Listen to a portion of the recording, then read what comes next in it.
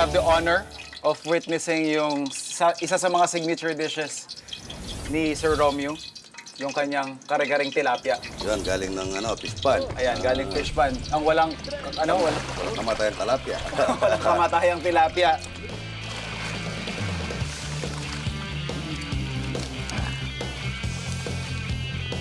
Yeah. So yan, ako yung kanyang assistant ngayon, sir. Ano yung uunahin natin? Ito, bawang sibuyas. Okay. Habang nagpiprito po ako ng tilapia. Pwede mo nang lagay yan para sabayan na lang.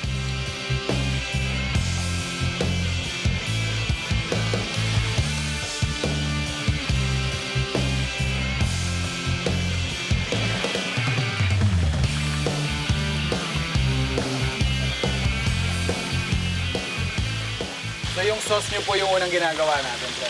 So, So after po natin magisa yung sibuyas sa bawang at suwete. Suwete. Okay. Luto-luto ng konti yung Okay. So kailangan po lutong-luto yung bawang, sibuyas, para sunog-sunog. Okay.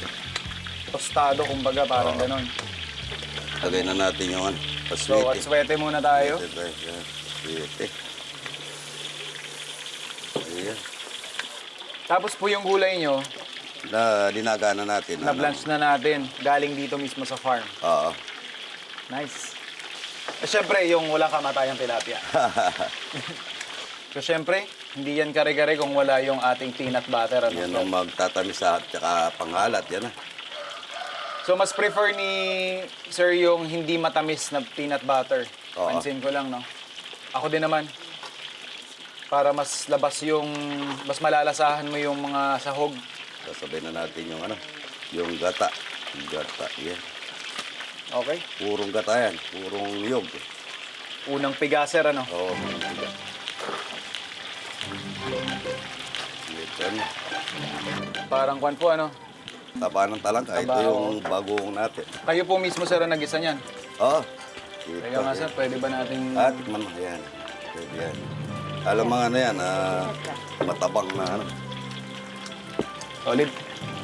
Bagay. Alamang pa lang, Batayin ko na ito, panalo na. Iya. So yung sauce ni sir, ready na agad. Oo, pwede na. Malasa. Hintayin na lang natin yung talapia niya para ilagay natin dito. Tapos ilagay natin ng konti-konti ito parang pinaka-crispy kare-kare. Okay. So ka-pressure naman. Ako pa yung inaantay. Buti na lang malakas yung kalan mo, sir. Oo. O hindi, magdidikit-dikit. Malalasog tong one, eh. Tilapia. Sir, babawasan ko lang yung ingredients natin. Masarap yung bagoong mo. Ususagyan puro masustansyan. So yan, may basbas na ni sir. Kailangan nang hanguin yung ating tilapia. Yeah. Saan to dito, sir? Yan, pwede na yan. Ayan, pwede na rin talaga. Yan yung gusto ko dyan, sir. Yung may ganyan, malutong-lutong. Parang tabang talangka. Opo, Ganda. Ganda ng kulay. Ganda ng kulay. Ganda ng atswete natin. Mukhang bobondat na naman ako mamaya. Ayun, ang ganda na. Pogi. Yan ang kulay ng kare-kare. Lagyan natin ng bagoong dito sa gilid. Yan, laban. Una pa lang to, sir, no? Meron tayo. Meron pa tayong ulam na lulutuin bulaklak na ng kalabasa. paborito nyo rin pong iluto. Yan Alright. ang ko talaga. So tatabi ko muna to, sir, ha? Mamaya pagsasaluhan natin to.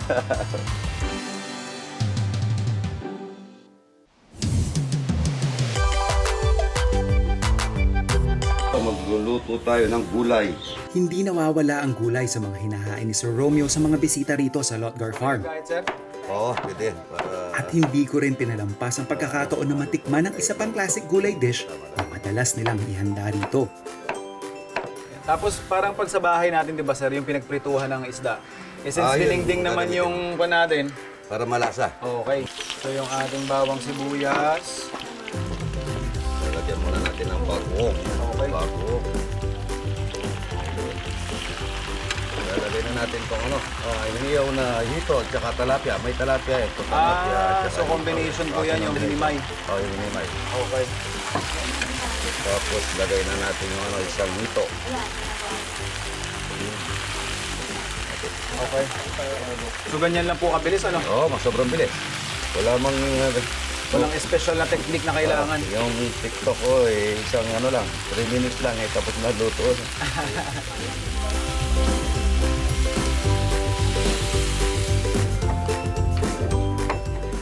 Naging pa natin si JR na yun, ang assistant.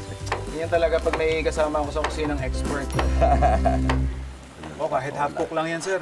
Tapos maninipis naman yung gayat natin. Magsasabaw yung yung bulaklak ng kalabasa at saka talbos. Oo. Nagpalasa dito yung inihaw Totoo po. Lagay ko na yung talbos para magsabaw na. Talbos ng kalabasa. Yan. Ako po ay talagang paborito ko yan. Lagay na natin yung bulaklak ng kalabasa.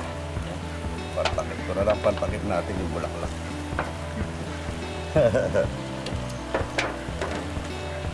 Ito yung aking favorito. Walang kamatayang bulaklak ng kalabasa. Partner ng walang kamatayang tilapia. Ito. Kahit na hindi ka na magkain nito, Ay, opo. medyo hapok ng konti yung kalabasa, pero masarap yan. Ayan. Ito. Ready na, sir.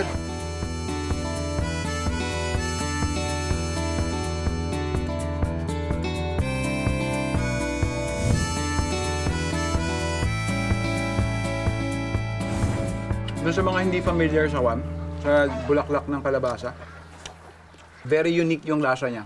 Na hindi mo pwedeng ihantulad sa ano pang gulay.